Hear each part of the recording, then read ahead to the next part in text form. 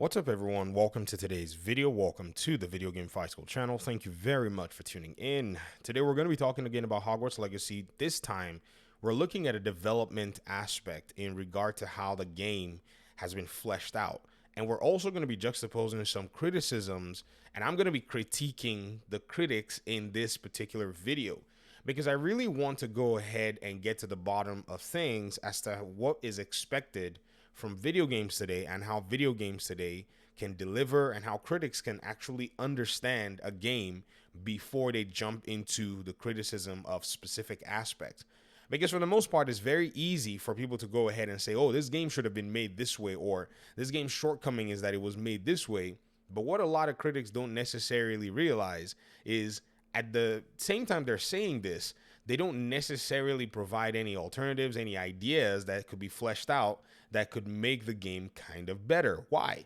Because a lot of the video games are usually formulaic, and for the most part, there's a sensibility to making your game follow a specific formula.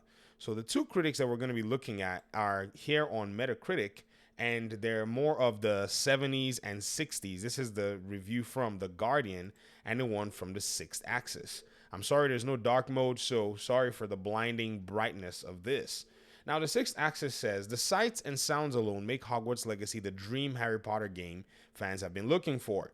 They should have just stopped here. Why else would you make a Harry Potter game an established series? So number one, you want to do fan service when you make your game in an established IP. So they did that right. There's an intriguing mystery to unravel, though you're bound to spend most of your time exploring a wealth of side content, visiting virtual landmarks, and role-playing as a Hogwarts student. That said, it's more successful in being a sandbox teeming with nostalgia rather than a standout action RPG in its own right, led down by gameplay foibles and spellcasting combat that quickly slides into repetition. First of all, they actually are saying that the game has done what it set out to do correctly, but it is not a standout RPG in a sense. I don't think you can really jump in with your very first Hogwarts representation in sense of a reboot or something before, say, Harry Potter, and then eventually go full-blown Elden Ringy at this point. You already have a world that's been established, and you're trying to appeal to a different set of audiences.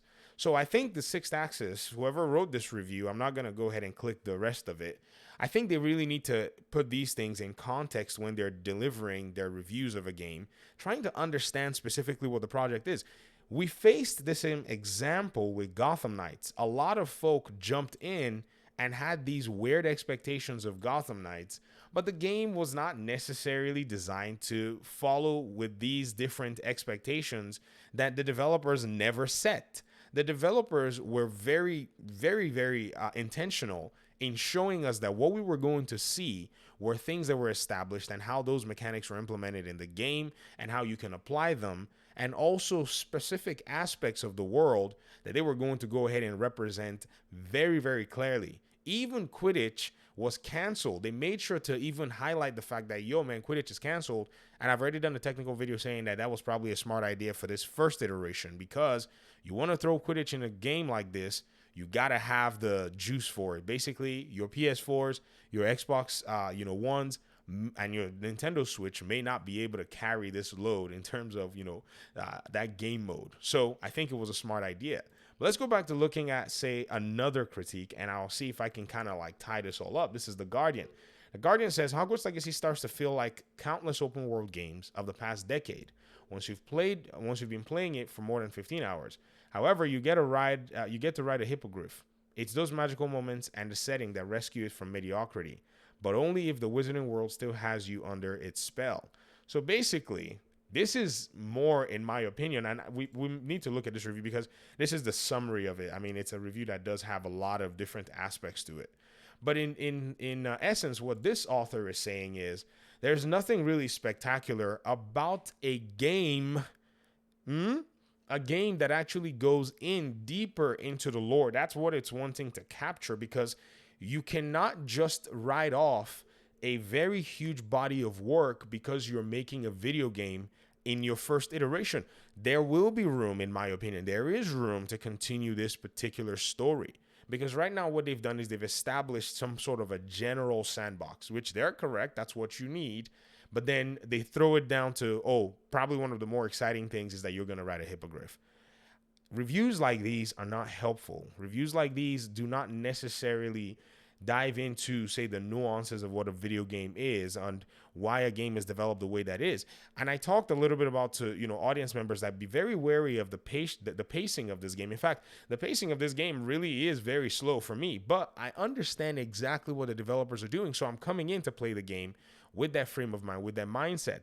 If, say, Hogwarts Legacy was making a wizarding game that we've never really heard of the world, or that we've never really understood or seen any of these different elements ever been displayed in, say, media, then we're talking about an entirely different game. But this game is going for nostalgia. There's no doubt about that. In fact, if you look at the very first set of reveals, they showed the character in different uniforms for the different houses.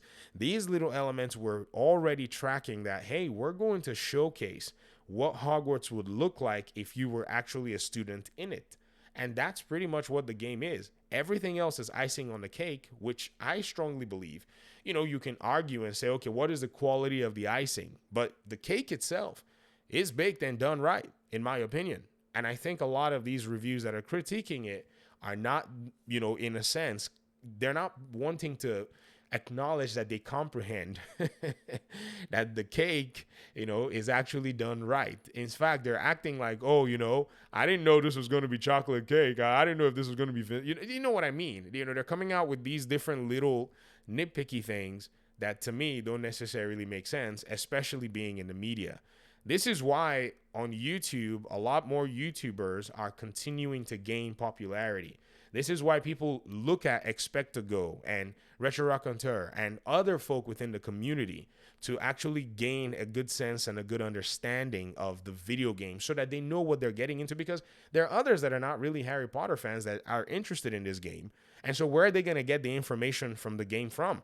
They're probably going to go to these sites and they're going to form these perceptions that do not necessarily explain what the game is. And now they're going to be robbed of possibly an experience that they could have enjoyed. So I wanted to go ahead and highlight this because we're going to see this continue to happen in games.